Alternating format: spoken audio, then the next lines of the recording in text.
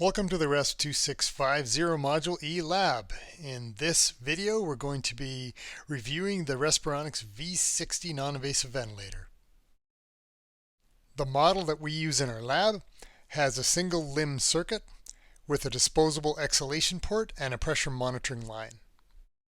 In the menu tab at the bottom of the screen, you have to set how the patient will be exhaling. Are they exhaling through the disposable exhalation port or through some other leak?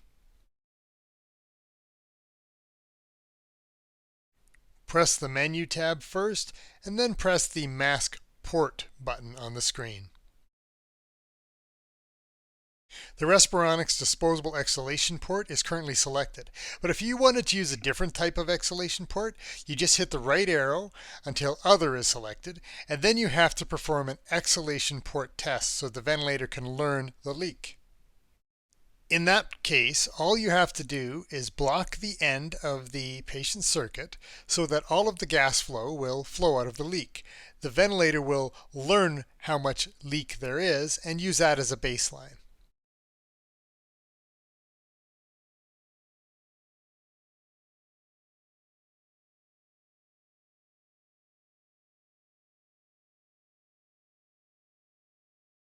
Here's a picture of the Respironics disposable exhalation port.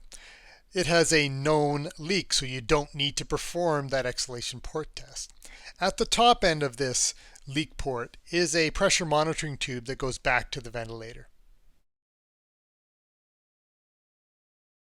Here's where the pressure monitoring tube attaches at the ventilator.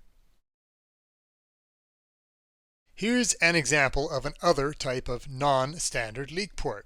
So it's just two oxygen adders connected together. You can use one of these adding ports for the leak, and the other port can be connected to the pressure monitoring tube that would go back to the ventilator. As I mentioned earlier, you would need to perform the exhalation leak port test so that the ventilator can learn the leak that is flowing out of whichever port you're going to use. I've set the patient respiratory rate to 15 breaths per minute. When respiratory therapists use the V60 ventilator, they usually use the ST or spontaneous timed mode, and they set the respiratory rate on the ventilator to lower than the patient's current respiratory rate. This will improve patient ventilator synchrony. I'll show you right away here how you can change settings on the V60. There are two ways you can do this. You can use the arrow keys,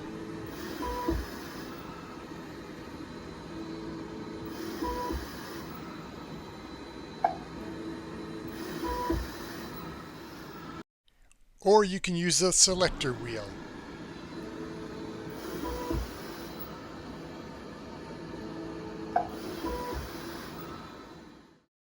When you change modes, you can make changes to all of your ventilator settings at once in a batch change, or you can change modes and then change your settings one at a time.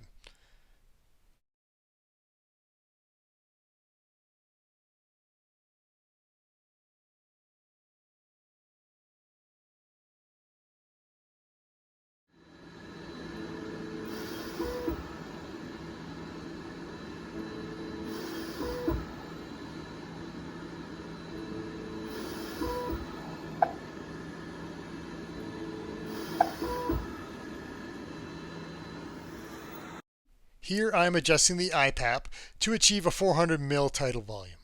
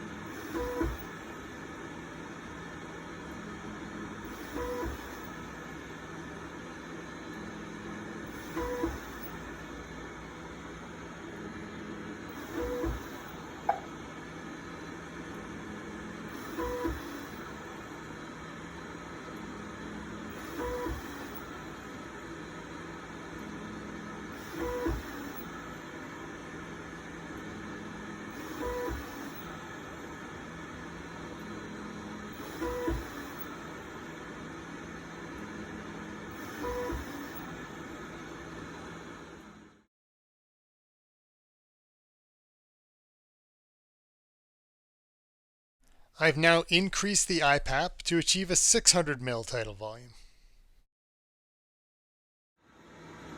Observe what happens to the tidal volume when I increase the EPAP from 4 to 8.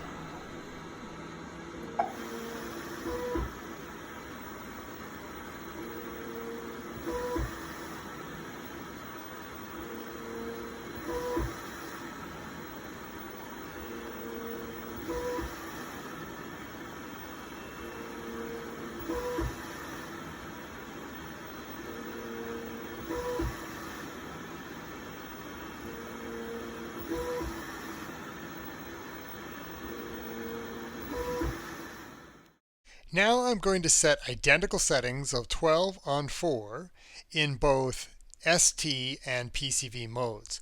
Look at what happens to the tidal volume. The peak pressure in the circuit does not change.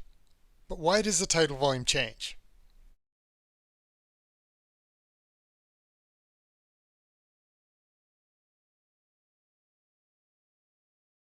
You'll see that with the same settings in the PCV mode, the tidal volume is around 60 milliliters less compared to the ST mode. Why did this happen? To help explain this, I'm going to decrease the inspiratory time to 0.5 seconds in both the PCV mode and the ST mode.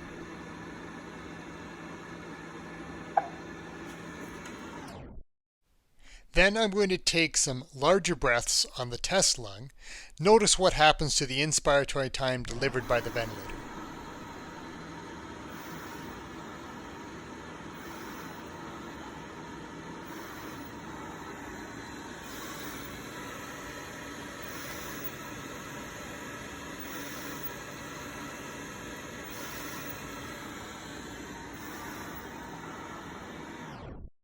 The inspiratory time from the ventilator does not change when I take larger breaths.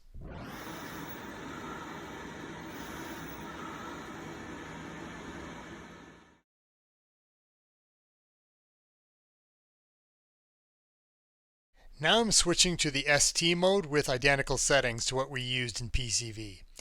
Notice the effects on the inspiratory time when I take larger inspirations.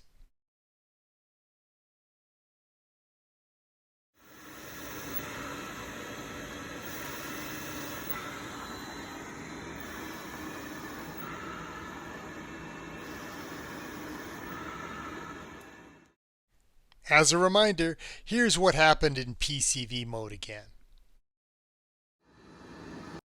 Here I've set both the respiratory rate on the ventilator and the patient rate to the same rate, 15 breaths per minute.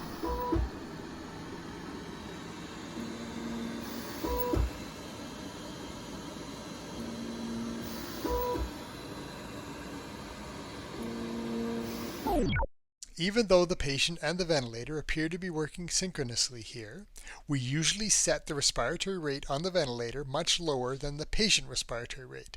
This will help improve the chances of the patient and the ventilator working together. The more control of the ventilation that you give to the patient, the more likely the patient will synchronize with the ventilator.